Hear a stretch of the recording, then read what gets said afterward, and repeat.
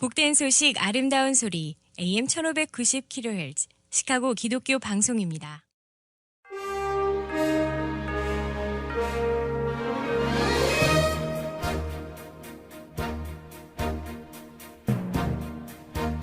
청취자 여러분 안녕하십니까? 2월 14일 화요일 KCBS 헤드라인 뉴스입니다. 미주 기아 대책을 비롯한 국제 기아 대책이 대지진으로 수많은 사상자가 발생한 튀르키예에 지난 7일 긴급 구호팀을 급파하고 필요한 지원을 진행하고 있다고 밝혔습니다. 여론조사 기관 갤럽의 최근 보고서에 따르면 미국인의 이민 수준 만족도가 지난해 34%에서 올해 28%로 하락한 것으로 조사됐습니다. 전체 응답자의 4분의 3에 미치는 63%가 이민 수준에 대해서 불만족한다고 응답한 것으로 조사됐습니다. 미국 내 32개 주에서 3천만 명이나 푸드스탬프 지원액을 3월부터 삭감당하게 되면서 불편을 호소하는 목소리가 높아지고 있습니다. 연방정부가 최근 알래스카주와 캐나다 영공에서 격추한 비행 물체를 풍선으로 판단하고 있다고 민주당의 척 슈머 상원 원내대표가 밝혔습니다. 한국에서 해외로 돈을 보낼 때 증빙 서류를 내고 사전에 신고해야 하는 한도가 1년에 10만 달러로 2배 늘어납니다. 이상 이 시각 헤드라인 뉴스입니다. 첫 소식입니다. 미주 기아 대책을 비롯한 국제 기아 대책이 대지진으로 수많은 사상자가 발생한 튀르키예에 지난 7일 긴급 구호팀을 급파하고 필요한 지원을 진행하고 있다고 밝혔습니다. 미주 기아 대책은 기아 대책 파트너들과 함께 튀르키예와 시리아 재난 현장에 100만 달러 규모의 긴급 구호 사역을 진행할 예정입니다. 미주 기아 대책 정승호 목사는 10년 넘는 내전으로 시리아 지역은 기반 시설이 더욱 취약한데 덮친 지진으로 인해 삶의 기반을 완전히 잃어버렸고 사도 바울을 파송했던 시리아 안디옥 교회도 무너졌다면서 지진으로 인해 붕괴된 건물과 주택, 아파트 등에 매몰된 현장에서 가족과 친구들의 이름을 부르며 생사를 확인하는 아우성이 가득한 아비 교환을 방불케 한다고 현지 상황을 전했습니다. 그러면서 더 늦기 전에 지진으로 무너진 튀르키예, 시리아 난민들을 미주 동포들의 사랑으로 도와주길 바란다고 간절히 호소했습니다.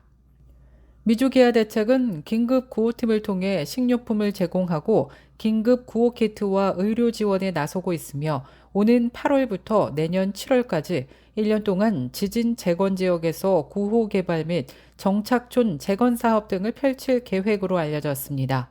돌아갈 곳을 잃은 사람들은 차가운 텐트에서 영하 6도 내외의 추운 겨울을 견뎌내야 하는 상황입니다. 당장 긴급 구호 식량과 방한 피복, 위생 보건 물품이 필요하며 병원마다 수용 인원을 넘어선 상태인 것으로 나타났습니다. 여론조사 기관 갤럽의 최근 보고서에 따르면 미국인의 이민 수준 만족도가 지난해 34%에서 올해 28%로 하락한 것으로 조사됐습니다. 전체 응답자의 4분의 3에 미치는 63%가 이민 수준에 대해서 불만족한다고 응답한 것으로 조사됐습니다. 현재 이민 수준에 만족하지 못하는 대부분의 미국인은 앞으로 이민이 감소하기를 바란다고 응답했습니다.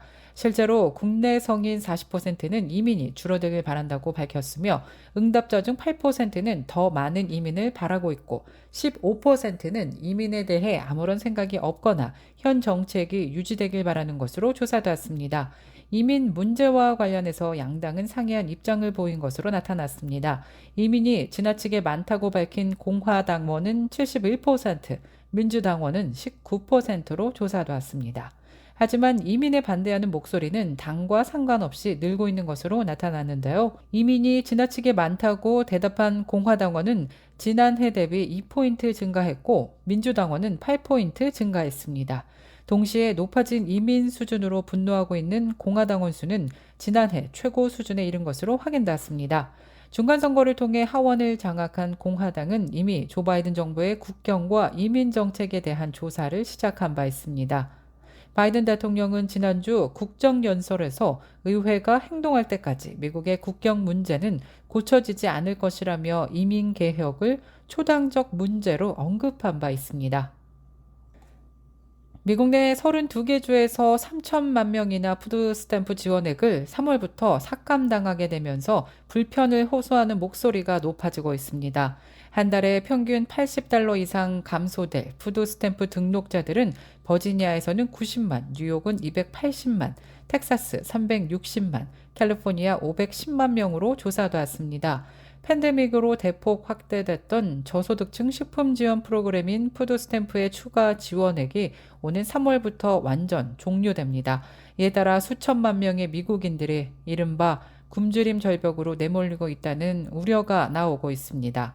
지난해 12월 가결된 옴니버스 연방 예산안에서 푸드 스탬프의 추가 지원을 종료토록 결정함으로써 17개 주에서는 이미 종료가 된 상태이며 32개 주에서는 3천만 명에 대한 추가 지원이 오는 3월 최종 종료됩니다. 연방정부가 최근 알래스카주와 캐나다 영공에서 격추한 비행 물체를 풍선으로 판단하고 있다고 민주당의 척 슈머 상원 원내대표가 밝혔습니다. 슈머 원내대표는 지난 12일 한 언론과의 인터뷰에서 제이크 설리번 국가안보보좌관이 자신에게 브리핑을 했다면서 이같이 말했습니다.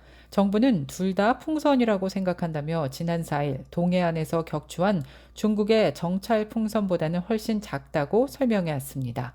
최근 격추한 두 풍선은 알래스카와 캐나다 영공 4만 피트 고도에서 발견됐고 이 고도에서 비행하는 민간 항공기에 위험이 될 수 있어 바로 격추했다고 척 슈머 원내대표는 말했습니다. 관광객들로 붐비는 뉴욕 맨하튼 한복판에서 총격 사건이 발생해 20대 남성 한 명이 사망했습니다. 지난 9일 타임스퀘어 인근에서 총격이 발생했는데요. 신고를 받고 출동한 경찰은 가슴에 총을 맞은 20대 남성을 발견해 병원으로 옮겼지만 사망했다고 밝혔습니다. 경찰에 따르면 총을 쏜 뒤 현장을 벗어난 총격범은 모두 마약성으로 추정되며 사망한 남성을 노리고 총을 쏜 것인지는 아직 확인되지 않고 있다고 밝혔습니다. 한국에서 해외로 돈을 보낼 때 증빙 서류를 내고 사전에 신고해야 하는 한도가 1년에 10만 달러로 2배 늘어납니다. 한국 정부는 이렇게 낡은 외환 규제를 경제 규모에 맞게 개선해 이르면 오는 6월부터 시행하기로 했습니다. 현재는 한국에서 해외로 5만 달러 넘는 돈을 보내려면 증빙 서류를 내고 사전에 신고를 해야 하는 것으로 알려졌습니다.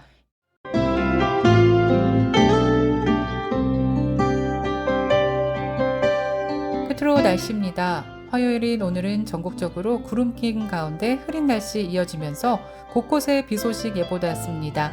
낮 최고 기온 51도, 밤 최저 기온 44도 예상됩니다. 이상으로 KCBS 뉴스를 마칩니다. 지금까지 KCBS 뉴스 유정임이었습니다. 청취해주신 여러분 고맙습니다.